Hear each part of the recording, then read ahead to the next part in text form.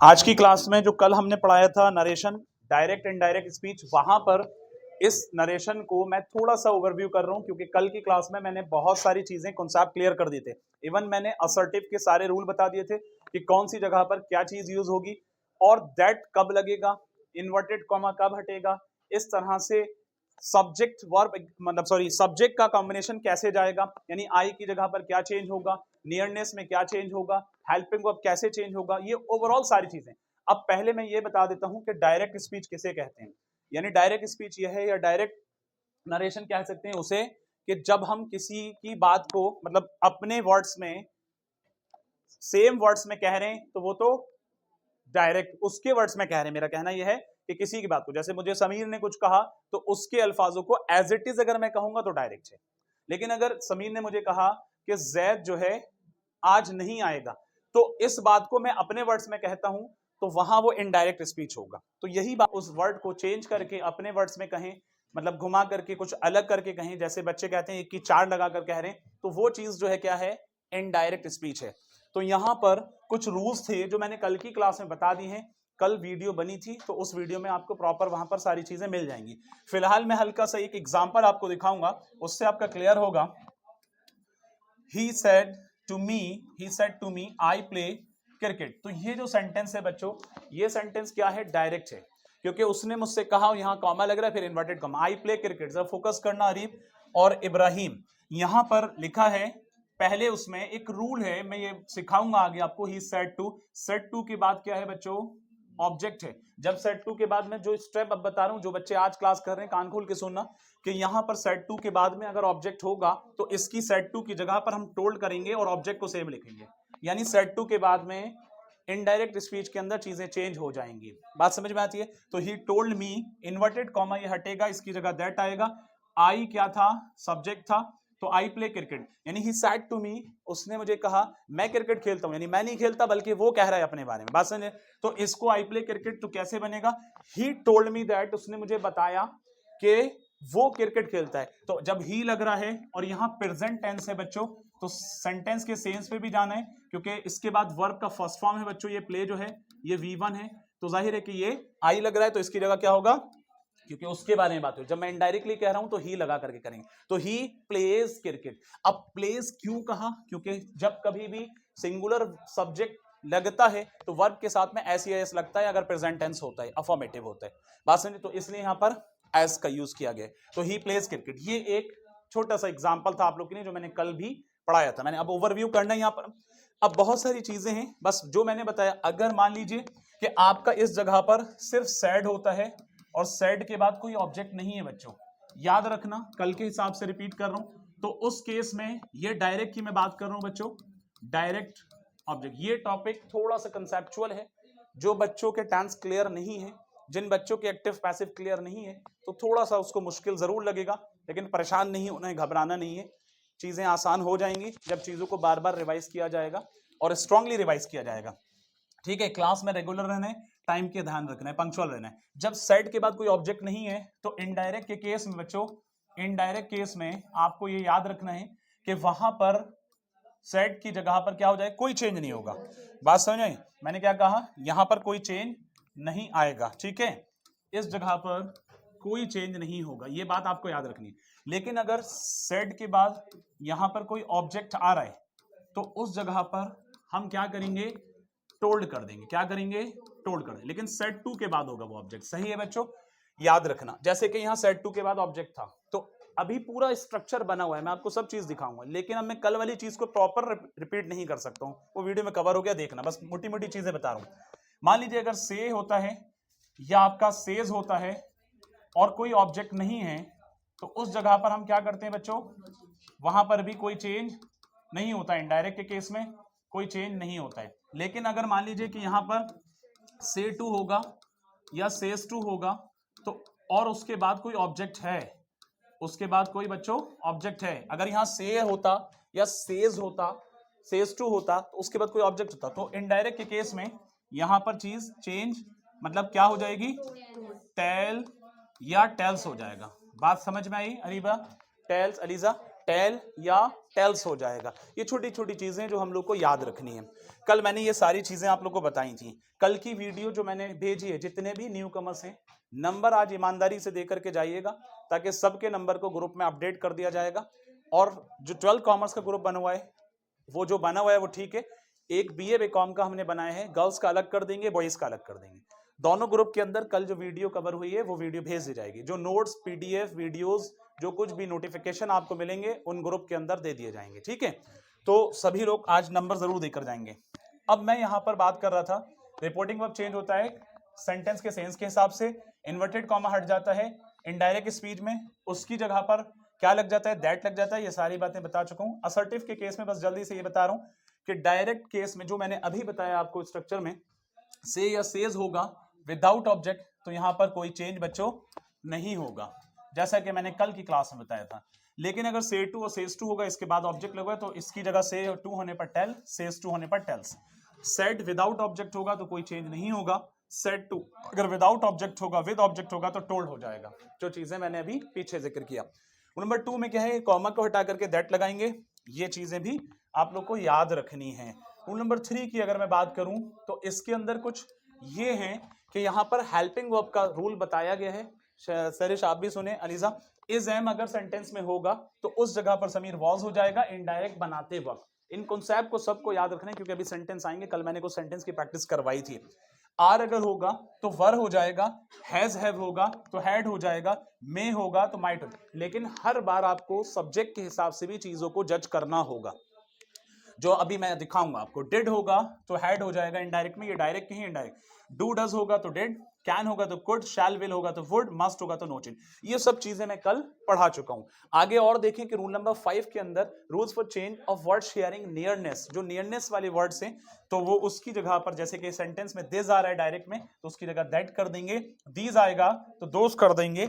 और इसी तरह से बच्चों नाउ जस्ट होगा तो उसकी जगह देन कर देंगे, टुडे की जगह पे दैट डे कर देंगे। बेटा इसका जरा गेट लगा दो, क्योंकि आवाज उधर से बहुत ज्यादा आ रही है।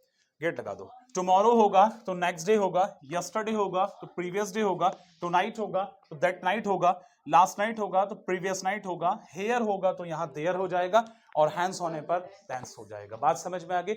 ये सारे कॉन्सेप्ट अभी प्रैक्टिस में आप लोग को लाने हैं। सेंटेंस कल मैंने कुछ बनवाए थे, मैंने एक बार फिर रिपीट कर दिया है सभी के लिए, ठीक है। अब कल भी कुछ नए बच्चे जुड़ेंगे तो उनको हम वीडियो से कनेक्ट करेंगे, वहां से कल कंटिन्यू प्रॉपर शुरू रहेगा, जहां से चलेगा। आई वी होने पर second person, first person I we, second person you, और थर्ड पर्सन में ही शी इट दे होता है। एक एग्जांपल आपके सामने रखा गया कि ही सेड, जरा ध्यान से सुनना सभी लोग जो खास तौर पे आज फर्स्ट क्लास कर रहे हैं। ही said I play football, he said I play football. बात समझ में आई। तो उसने कहा, ये क्या है बच्चों, डायरेक्ट स्पीच है। आपका नाम क्या है बेटा? जैद। जैद बेटा समझ में आ रहा है? Alma, yes, Sameer, Ibrahim and Areeb. He said I play football, उसने कहा मैं क्रिकेट खेलता हूं, मैं फुटबॉल खेलता हूं। तो भाई वो मैं क्रिकेट खेलता हूं, क्या मैं ये कह रहा हूं? बल्कि मैं उसका बोल रहा हूं ना। बात समझ में आ रही है सबके? He said, ELISA, he said I play football. वो कहता है या उसने कहा कि वो आई प्ले फुटबॉल, इसका सेंस क्या जा रहा है? ये मेरे लिए कह रहा है या वो अपने लिए कह रहा है? अपने लिए कह रहा है ना। तो इसका इनडायरेक्ट कैसे होगा भाई? सेड के बाद कोई ऑब्जेक्ट था, सेट के बाद कोई ऑब्जेक्ट था अरहम, सेट के बाद कोई ऑब्जेक्ट है आदिल, तो सेट के बाद कोई ऑब्जेक्ट नहीं है, तो ही सेड इन्वर्टेड कॉमा हटाया, दैट लिख दिया। अब प्यारे बच्चों यहां पर आपकी जगह आई था, जैसा मैंने बताया आई का चेंज होकर के, क्योंकि उस वो लड़का अपने बारे में बात करता, तो आई की जगह क्या आ गया? ही। लेकिन याद रखो ये प्रेजेंट टेंस था। अब प्ले का जब ये सिंगुलर सब्जेक्ट से शुरू हो रहा है तो इसमें क्या लग जाएगा? एस लग जाएगा। He plays football. बात समझ आई? बात क्लियर हुई? ये कैसे चेंज किया? अरीब क्लियर हुआ? अरीब, सॉरी इब्राहिम, अरीब तो इधर बैठे हैं, इब्राहिम समझ में आ गया? या समीर क्लियर है? कहां से क्या चीज चेंज हो रही है, थोड़ा फोकस करना है। सेट के बाद कोई ऑब्जेक्ट तो नहीं था, जब ऑब्जेक्ट नहीं था ये चीज अपनी जगह सेम रही। अगर ऑब्जेक्ट होता तो ये क्या हो जाता? टोल्ड हो जाता। अगर यहां से होता, कोई ऑब्जेक्ट नहीं है तो से का से रहता। अगर से होने पर ऑब्जेक्ट है तो क्या हो जाता? टेल हो जाता, टेल हो जाता, ठीक है। लेकिन अगर सेज टू या सेज होता तो टेल्स हो जाएगा। तो ये चीज भी याद रखनी है चीजों को। आगे बढ़ते हैं। यहां पर एक और सेंटेंस है आपके सामने, ही सेड टू मी, ध्यान देना, he said to me you play tennis, he said to me you play tennis. Suresh, अब यहां पर क्या होगा, ही टोल्ड मी, देखो सेट टू के बाद बच्चों क्या है, जरा ध्यान से देखो, सेट टू के बाद क्या है, ऑब्जेक्ट है, तो यहां पर होगा ही टोल्ड मी, क्योंकि सेट टू के बाद जब ऑब्जेक्ट है तो सेट टू की जगह पर क्या चेंज होने वाला है, जोइबा टोल्ड मी, और इन्वर्टेड कॉमा को हटाना है दैट। तो फर्स्ट सेंटेंस तो आसानी से हर कोई बना सकता है, सेकंड में थोड़ा सा सेंस लगाना है, थोड़ा एफर्ट्स लगाना है, रूल्स को जानना है, सही से देखना है। He said to me you play tennis, तो इसकी जगह सेड टू के बाद प्यारे बच्चों क्या आया, ऑब्जेक्ट आया, तो जब ऑब्जेक्ट आया तो इससे पता क्या चला कि यहां पर टोल्ड मी हो जाएगा, इन्वर्टेड कॉमा के दैट। अब कह रहे ही सेड टू मी, उसने मुझे कहा यू प्ले टेनिस, तुम क्रिकेट खेलते हो, तो तुम का मतलब क्या हुआ, मेरा कह रहा है वो, तो ही टोल्ड मी दैट, जब मैं इनडायरेक्ट कहूंगा he told me that I play tennis, I play tennis, verb अपनी जगह सेम रहेगा क्योंकि प्रेजेंट टेंस था, प्रेजेंट टेंस और फ्यूचर टेंस नहीं बदलता है, पास्ट टेंस में चेंजिंग आ जाती है थोड़ी सी, ये चीजें आगे बताएंगे। नेक्स्ट रहता है जैसे कि यस, ये एक एग्जांपल था, you said to me he will play volleyball, you said to me, तुमने मुझे कहा, सेड टू के बाद ऑब्जेक्ट है ना, लेकिन कहा ही विल प्ले वॉलीबॉल, वो वॉलीबॉल खेलेगा, तो अब इसका क्या है, सेड टू के बाद ऑब्जेक्ट है तो यहां हो जाएगा यू टोल्ड मी, बोलो भाई, सेड टू के बाद ऑब्जेक्ट है तो क्या हो जाएगा, you told me that, you told me that, Arsalan समझ में आ रहा है, दैट अब इन्वर्टेड कॉमा, ही विल की जगह क्या हो जाता है, वुड हो जाता है, क्योंकि मैंने अभी ये रूल में बताया आपको, विल की जगह क्या हो जाता है बच्चों, वुड हो जाता है, इतनी बात सबको याद रहेगी, ठीक है, क्लियर है। आगे कुछ एग्जांपल्स हैं जो कल मैं डिस्कस कर चुका था कुछ हद तक, अब इसको 1 to 1 एक बार हाइड करके फिर से शुरू करेंगे जल्दी से। He says I take tea, तो कैसे बनाएंगे, यहां पर सेज है, इसके बाद कोई ऑब्जेक्ट तो नहीं है, तो इसको कैसे बनाएंगे, सारे रूल जो पीछे मैंने बताए, ही सेज दैट, क्योंकि सेज के बाद कोई ऑब्जेक्ट नहीं है, ये सेम रहेगा, इन्वर्टेड कॉमा हट के दैट लगेगा, तो पहला क्लोज तो सबका इजीली क्लियर है ना, he says that I take tea है, तो क्या हो जाएगा, ही टेक्स टी, ही जब ही लग रहा है तो वर्ब के साथ क्या लगेगा, SEIS लगेगा, ही टेक्स टी, चेक कर लेते हैं, समझ आया, इनडायरेक्ट क्लियर है सबका, समीर समझ में आ रही है बात, ठीक है सर। आगे देखें, he is saying I was suffering from fever, जल्दी से बताओ, he is saying, helping verb का भी ध्यान देना है कि कहां पे कौन सा हेल्पिंग वर्ब आ रहा है, वो कब चेंज होगा, he is saying I was suffering from fever, जल्दी बोलो, he was saying that I was या he was पक्का, कैसे कहां कौन सी चीज चेंज हो रही है ये बात दिमाग में बैठ रही होगी, ठीक है इब्राहिम, चेक कर लेते हैं, he was saying that he was suffering from fever, very good, क्योंकि ये was ही के साथ में was ही रहना था और इसका was बन जाता है, अगर यहाँ सब्जेक्ट आई की जगह कुछ और होता है, जैसे आई की जगह ही हो रहा है तो ही के साथ में was ही रहता है, क्योंकि यहाँ पर ये चीज कंटिन्यू हो रही है, he was suffering। नेक्स्ट आता है my friend said I am fine, जल्दी बताओ क्या होगा, my friend said के बाद कोई ऑब्जेक्ट है नहीं है ना, तो वो चीज सेम रहेगी, my friend said that, यहां तक अदील सेम है, आगे क्या होगा, he was fine, very good, क्योंकि आई का क्या हो गया, ही हो गया, ठीक है, आई का ही हो गया, इस तरह से आपको समझना है एक एक चीज को। अब आगे बढ़ते हैं, ठीक है, माय फ्रेंड सेट तक हो गया, नेक्स्ट क्या है,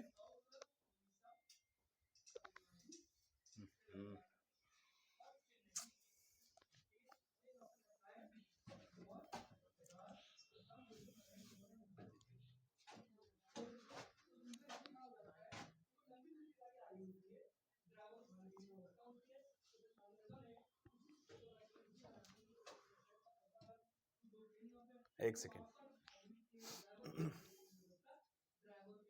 यही थे ना,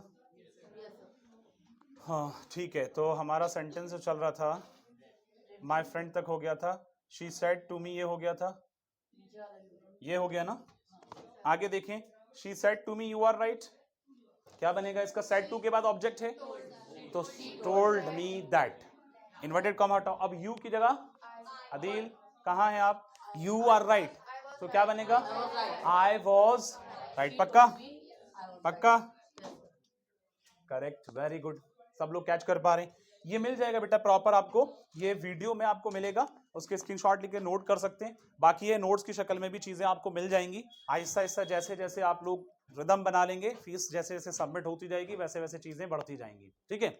अब यहां पर फिलहाल रिकॉर्ड है वो आपको मिल जाएगा, ठीक है। फिलहाल फोकस करें। नेक्स्ट सेंटेंस है Rimsha said I have finished my work. Rimsha said, इसके बाद कोई ऑब्जेक्ट है नहीं है ना, तो क्या होगा, रिमशा सेड दैट,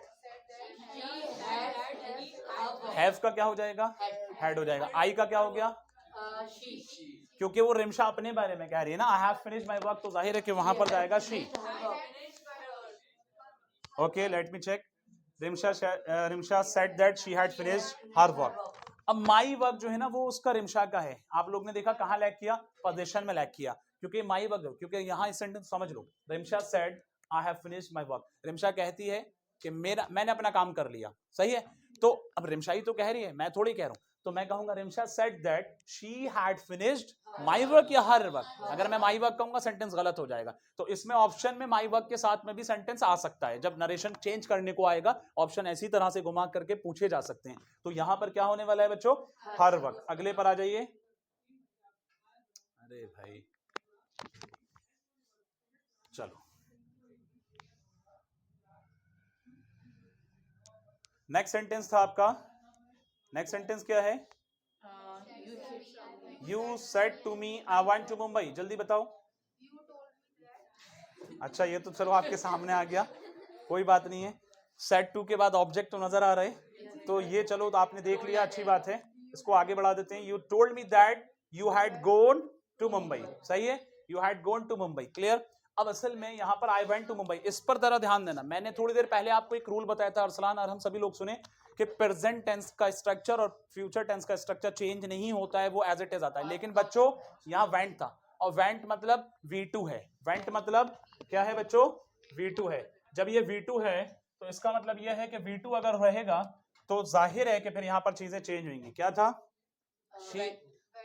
ये वाला वेंट, ये क्या है, V2। जब V2 है तो इसका मतलब क्या है, अच्छा V का सेकंड फॉर्म जो है सिर्फ और सिर्फ पास इंडेफिनिट में लगता है। तमाम टेंसेस के अंदर सिर्फ एक ही जगह पर वर्ब का सेकंड फॉर्म लगता है, वो क्या है, पास इंडेफिनिट का अफर्मेटिव, पास इंडेफिनिट का अफर्मेटिव। तो इसका मतलब ये पास्ट सेंटेंस है। तो यू सेड टू मी, तो आपने कहा यू टोल्ड मी दैट। अब यहां पर वेंट की जगह पर क्या हो गया, हैड हो गया, यू हैड गोन। असल में वेंट का गोन हो गया, लेकिन गोन अकेला सिंगल इसलिए नहीं लगेगा क्योंकि गोन को अगर मैं डायरेक्ट कहूंगा तो वो ऑक्सिलरी वर्ब के साथ में जाना चाहिए, क्योंकि V3 हमेशा ऑक्सिलरी वर्ब के साथ में जाएगा। यहां पर you had gone to Mumbai, बात समझ आई।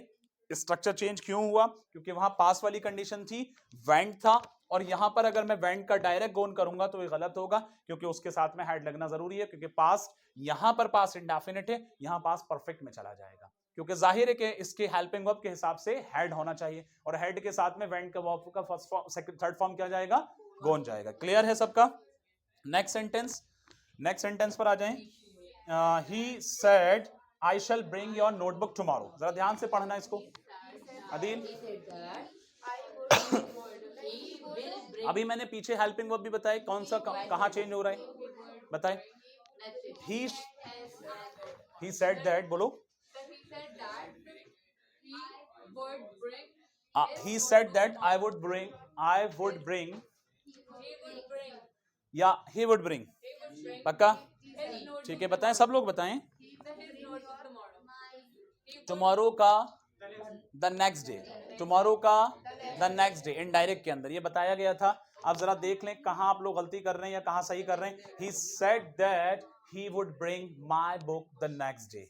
ध्यान से सुनना, सेड के बाद कोई ऑब्जेक्ट नहीं था इसलिए सेम है, इन्वर्टेड कॉमा हट के दैट आया। आई की जगह पर, क्योंकि इसके बारे में बात हो रही है तो आई की जगह पर ही होगा, शैल की जगह वुड होगा, ब्रिंग अपना सेम है।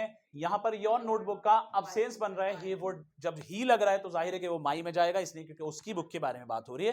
तो he would bring my book the next day, tomorrow का द नेक्स्ट डे। यस्टरडे अगर होता तो क्या लगाते, द प्रीवियस डे। बात समझ में आ रही है, ये सारी चीजों को ध्यान में रखना है। आगे बढ़ते हैं। The teacher said to me the girl will go on a picnic, जल्दी बताओ।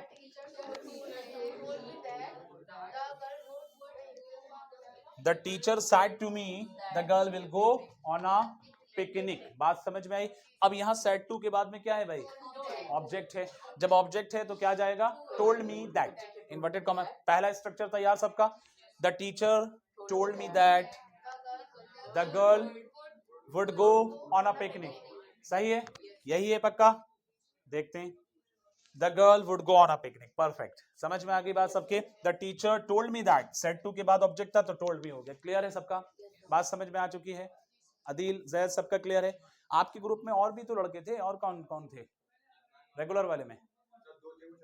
अदनान और फरहान, अच्छा कहाँ चले गए वो लोग, यूपी बोर्ड के थे क्या वो लोग? डिस्टेंस से थे वो लोग, अच्छा चलो इन्फॉर्म करना उनको एंट्रेंस वाला, ठीक है। ये क्लियर है सबको, ठीक है girls boys, yes, Arif Ibrahim Sameer. Next पर आए। I say to her you can not win the match, ध्यान से देखो थोड़ा सा अलग है ये। I say to her you can not win the match, जल्दी बताओ।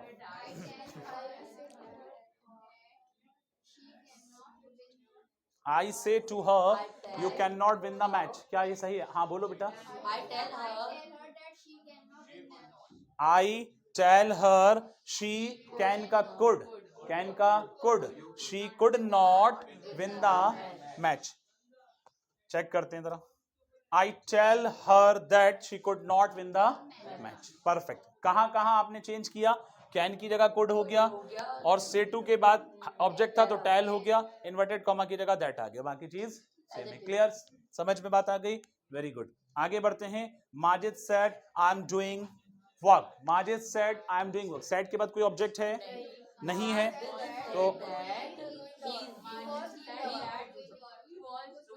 he was doing work, Majid said that he was doing work, perfect। तो सब अल्हम्दुलिल्लाह आप सब समझ रहे हैं और सब लोग सही कैच कर रहे हैं, चीजों को बस याद रखना है। जितने भी रूल्स मैंने पीछे बताए हैं वीडियो में, जितने कल कितने बच्चों ने देखा था वीडियो, ईमानदारी से बताना किस किस ने देखा था, हैंड रेज करना, मतलब ओनली 4-5 स्टूडेंट्स ने देखा, इतने सारे बच्चे कल भी थे, और ग्रुप में तो बहुत सारे बच्चे ऐड हैं। मैंने इंग्लिश 11 एंट्रेंस के बैच में मैंने भेजा था, क्योंकि वहां भी इंग्लिश 5 नंबर की आ रही है।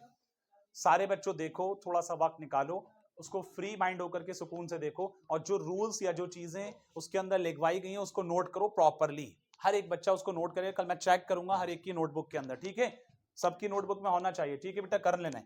नेक्स्ट रहेगा, चलो ये फिनिश हो गया आई थिंक सो। अब असर्टिव हमने कंप्लीट किया, अभी हमने डायरेक्ट इनडायरेक्ट स्पीच का असर्टिव पॉइंट कंप्लीट किया। असर्टिव के अलावा असर्टिव होता क्या है? असर्टिव असल में 2 तरह के सेंटेंस होते हैं, जिसके अंदर अगर पॉजिटिव स्टेटमेंट होगा तो वो अफर्मेटिव माना जाएगा, निगेटिव स्टेटमेंट होगा तो वो निगेटिव सेंटेंस माना जाएगा। यानी असर्टिव के 2 सेंटेंस आते हैं असर्टिव के अंडर में। जब हम सेंटेंस को पढ़ाएंगे वहां डिटेल में बताएंगे, फिलहाल इतना समझो कि असर्टिव एक टाइप है सेंटेंस का, जिसके अंदर 2 सेंटेंस आते हैं। अगर उस असर्टिव सेंटेंस में पॉजिटिव स्टेटमेंट है तो वो अफर्मेटिव माना जाता है, अगर निगेटिव स्टेटमेंट है तो निगेटिव माना जाता है। तो अभी हमने असर्टिव यानी पॉजिटिव और निगेटिव दोनों यहां कंप्लीट किए डायरेक्ट ने। अब जो हम पढ़ने वाले बच्चों इंटरोगेटिव सेंटेंस को पढ़ने वाले हैं, तो उसके रूल्स थोड़े से इससे अलग आएंगे, और वो क्या आने वाले हैं वो आप सब लोग अभी खुद देखेंगे। तो फर्स्ट ऑफ ऑल यहां पर मैं देखो बच्चों, यहां मैं इंटरोगेटिव को बता रहा हूं, जरा ध्यान से सुनना है। रूल नंबर 1 इंटरोगेटिव के अंदर, connective word that is not use in indirect speech, पहला पॉइंट। जो अब तक हम कनेक्टिव वर्ड दैट यूज कर रहे थे, क्योंकि इससे एक बात समझ में आती है कि नरेशन के अंदर दैट के साथ भी आता है और दैट के अलावा भी कुछ चीजें होती हैं। अभी जितना पढ़ा ये ही काफी नहीं था, अभी बहुत कुछ है। ये सिर्फ एक बेस था, एक बेसिक स्ट्रक्चर था, बेसिक रूल्स थे, जो अब आगे उस पैटर्न पर और चीजें एड ऑन रहेंगी।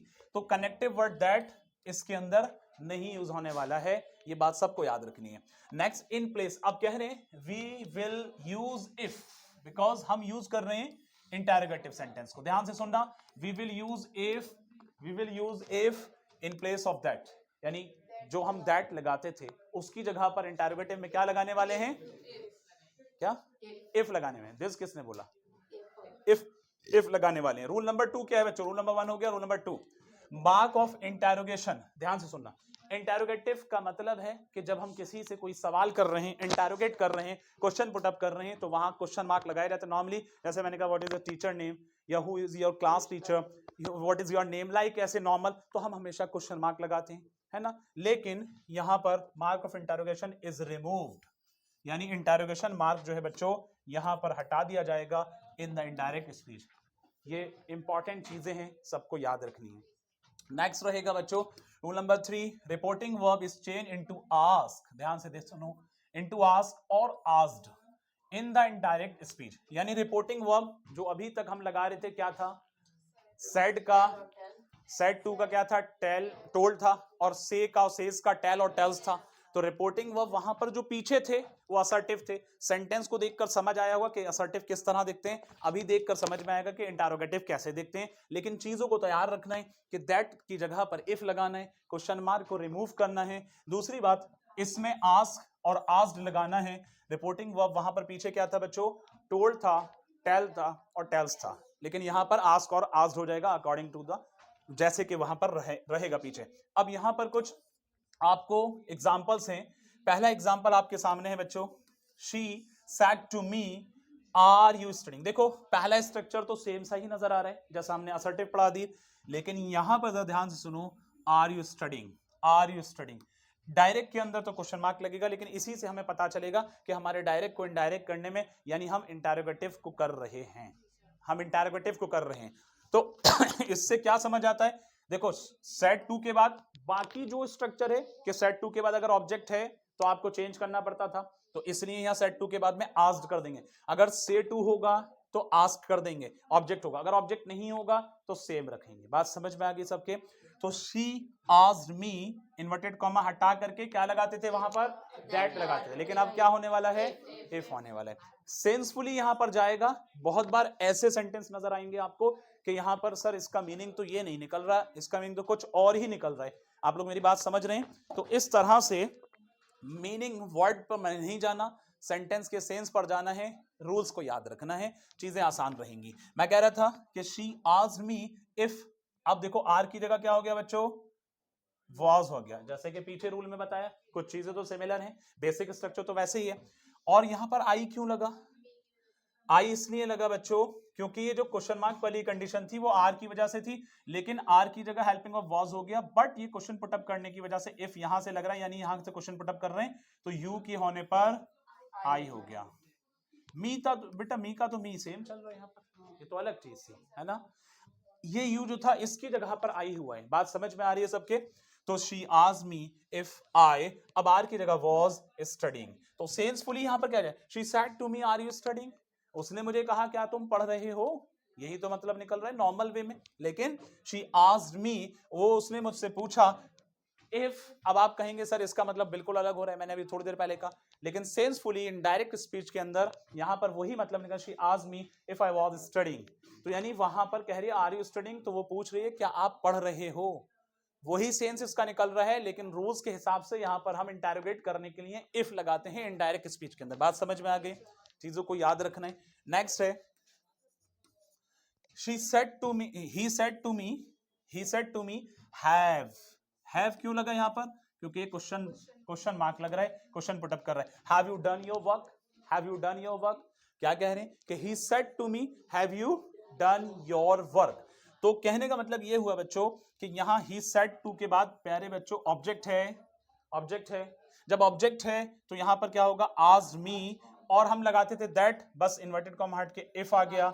अब इसके बाद यू, और यू के होने पर सेंसफुली सेंटेंस के हिसाब से सेंस लगाओ कि have you done your work, क्या आप काम कर चुके हो, तो जाहिर है कि वो मेरे लिए कह रहा है, तो मैं कहूंगा ही आस्क्ड मी इफ। और हैव होने पर हैड हो जाता है, डिड होने पर हैड हो जाता है, हैज होने पर हैड हो जाता है। बात समझ में आई, ये चीज याद रखनी है। तो हैव की जगह पर हैड हो गया, इफ आई, और यू की जगह, अब बच्चे सोच रहे हैं कि ये कहां से आ गया, ये जो आएगा ये क्योंकि इंटरोगेट कर रहा था तो इसलिए सब्जेक्ट यहां था, लेकिन इस सब्जेक्ट के अकॉर्डिंग इफ के बाद यहां सब्जेक्ट लाना है आपको। बात समझ में आई सबके। तो यस, तभी तो हटेगा इफ सेंसफुली, लेकिन वही मतलब है if I had done my work, if I had done my work, क्योंकि हैव था और हैव प्रेजेंट परफेक्ट टेंस का हेल्पिंग वर्ब होता है और उसमें V3 लगता है। अब आप देख रहे हैं हैव की जगह हैड हुआ, लेकिन इसमें भी V3 रहा, तो हैड डन, और योर वर्क का सेंसफुली क्या जा रहा है कि मैं अपने लिए, वो मेरे लिए कह रहा है तो माई वर्क हो जाएगा। बात समझ में आ गई, क्लियर सबका, कोई प्रॉब्लम यहां तक किसी को भी, जैद कुछ पूछ रहे हैं। नेक्स्ट सेंटेंस आपका होगा बच्चों, he said to me, ध्यान से देखो, do you take tea, do लगा क्वेश्चन पुट अप करने के लिए, do you take tea, he said to me, said to के बाद क्या है बच्चों, ऑब्जेक्ट है, तो ही देखो वही आ रहा है सेम, ही आस्क्ड मी, इन्वर्टेड कॉमा हटाए इफ, अब यहां पर यू की जगह क्या होगा भाई, आई हो जाएगा ना, इफ आई, फिर टेक टी, सेम रहेगा। क्लियर सबका, कोई दिक्कत किसी को, बताएं बच्चों, कोई कंफ्यूजन किसी को भी, ज्यादा क्लियर हो रहा है जी। आस्क्ड कहाँ लगेगा, अच्छा सवाल है। आज जो लगेगा, इतनी सारी जगह पर हमने बताया सेड टू अगर होगा इसके बाद ऑब्जेक्ट है तो आस्क्ड लगेगा, अगर सेड टू के बाद ऑब्जेक्ट नहीं होता तो वो सेम आता, सेड सेड का सेड सेम रहता जो पीछे किया, लेकिन अगर से या सेज होता तो आस्क होता, से होगा तो आस्क, सेज होगा तो आस्क एस लगेगा, और सेड टू होगा उसके बाद ऑब्जेक्ट है तो आस्क्ड होगा। यही तो कर रहे हैं हम अभी तक, सेड टू के बाद आस्क्ड, सेड टू के बाद आस्क्ड, सेड टू के बाद आस्क्ड। क्लियर, ठीक है जी, आप कुछ पूछ रहे थे, ठीक है। नेक्स्ट इसके बाद जो है ये, अब हम किसको पढ़ रहे हैं, इंटरोगेटिव को। तो इंटरोगेटिव के अंदर आगे और सेंटेंस हैं, कुछ एग्जांपल्स और हैं आपके, जैसा कि मैंने बताया। अब आप मुझे डिस्कस करके बताएंगे क्योंकि 2-3 मैंने आपसे डिस्कस कर लिए, इसको आप लोग ट्राई करो जरा, 5 मिनट और लेते हैं, है ना, 5 मिनट और लेते हैं, तो फिर आप लोग बताएंगे। He said to me did you take lunch, क्या बनेगा जल्दी बताओ। He asked me if you का आई हो गया और डिड होने की वजह से हैड हो गया, इफ आई हैड, अब हैड जब लगा प्यारे बच्चों तो वर्ब का फॉर्म भी चेंज होगा, इफ आई हैड टेक या taken, if I had taken lunch, good job. जो बच्चे हैड के साथ जा रहे हैं, क्योंकि जाहिर है कि डिड की जगह हैड तो लगेगा, लेकिन मैंने बताया था कि पास्ट टेंस के अंदर चीजें बदलती हैं, बताया, प्रेजेंट और फ्यूचर के अंदर नहीं बदलती हैं। तो जब डिड है, डिड का हैड बनेगा, और जाहिर है कि हैड एक हेल्पिंग वर्ब पास्ट परफेक्ट का है, तो इसके बाद वर्ब का थर्ड फॉर्म ही जाना है। बात समझ में आ गई, इस तरह से। नेक्स्ट बताइए आप लोग, क्लियर है ये वाला, नेक्स्ट बताएं। हाँ इसको बोलो। He said to me, can you do it, यही तो था, देख गया, चलो कोई नहीं, फिर से बता दो एक बार। He said to me, can you, हाँ बोलो बोलो। He asked me if I, voice बोलो, if I, अरसलान आप कोचिंग में नहीं है इस वक्त, आप कोचिंग से बाहर घूम रहे हैं मेंटली, थोड़ा बताओ यार। He said to me, can you do it, जल्दी बताओ क्या होगा। He asked me if, you का आई, कैन का कोड, इफ आई, देखो सब्जेक्ट को पहले लाना होगा इफ के बाद में, ये बात ध्यान रखना, जैद समझ में आ रही बात। If I could do it, सही है, बात समझ में आ गई। अगला सेंटेंस अदील आप बताइए, आप बिल्कुल खामोश बैठे पीछे। He said to me why do you play tennis, अब ये थोड़ा अलग है, ये थोड़ा अलग है, ध्यान से देखना। He said to me why do you play tennis, जल्दी बताओ बच्चों। ही आस्क्ड मी, यहां पर इफ होना चाहिए, इफ होना चाहिए पक्का, हाँ मैं यही बोल रहा हूं, थोड़ा अलग है सेंटेंस, जरा देख लेते हैं किस तरह बन रहा है, बता दूंगा। He asked me why I played tennis, अब ऐसा क्यों है सुन लीजिए। देखो अभी तक जो हम बना रहे थे वो उन हेल्पिंग वर्ब से बना रहे थे जो आपके सेंटेंस के टेंस के अंदर यूज होते हैं, हैज है, हैव है, हैड है, डू है, डज है, डिड है, ये सारे थे। लेकिन ये जो है आपका WH फैमिली है, ये क्या है, WH फैमिली, यानी what, why, when, where, how, ऐसे वर्ड्स हैं। तो जब इससे बनाएंगे तो कोशिश हमारी रहेगी वहां पर डायरेक्ट रहेगा, क्योंकि इसके अंदर सेंसफुली यहां पर he said to me why do you play tennis, तो ही आस्क्ड, सेड टू के बाद ऑब्जेक्ट है तो ही आस्क्ड मी, अब व्हाई का व्हाई, यू की जगह पर क्या हुआ बच्चों, आई, और मैंने आपको चेंज क्यों किया ये बात जरा समझना, व्हाई आई प्ले टेनिस। अब असल में यहां पर सेंसफुली जो जा रहा है वो सेकंड फॉर्म में जा रहा है, क्यों ऐसा, पहले सेंटेंस का मीनिंग पढ़ो, ही सेड टू मी, उसने मुझसे कहा why do you play tennis, तुम टेनिस क्यों खेलते हो, है ना, यही तो बात है। लेकिन इसका इनडायरेक्ट मैं ऐसे कहूंगा कि उसने मुझसे पूछा कि तुमने टेनिस क्यों खेला, तो सेंसफुली तो बात वही हुई ना, ये क्यों खेलते हो या क्यों खेला, अब जाहिर है खेलते हो, वो चीज खेल रहा है ना, तो जाहिर है खेल चुका है वो, तो सेंसफुली वो बात समझ में आ रही है। तो इस तरह के सेंटेंस में मेरा कहना यह है कि इस तरह के सेंटेंस में आपको वाई की जगह पर वाई ही रहेगा, यानी वहां चेंज नहीं होगा, क्वेश्चन मार्क तो हटा दिया हमने, जी क्वेश्चन वर्ब WH फैमिली हाँ WH फैमिली। नेक्स्ट सेंटेंस पे आइए जरा, इस पे आप लोग देखेंगे थोड़ा ये भी अलग है, जरा ठीक से देखना है। I said to Rehan which is your pen, थोड़ा सा ध्यान से देखना है इसको। I said to Rehan which is your pen, I said to Rehan तो ऑब्जेक्ट है, तो I asked Rehan which is which was, इसका वॉज होगा ना, तो विच वॉज योर पेन है, तो जब योर पेन का सेंस क्या जा रहा है जरा सोचो। हाँ वो सोचो जरा, आई सेड मैंने रेहान से कहा विच इज योर पेन, इनमें से कौन सा पेन तुम्हारा, तो मैं रेहान के पेन के लिए पूछ रहा हूं, तो योर पेन तो इनडायरेक्ट में नहीं जाने का है, तो क्या होना चाहिए, हिज पेन होना चाहिए मेरे हिसाब से। तो देख लेते हैं, I asked Rehan which his pen was, देखो ये बिल्कुल अलग बना है।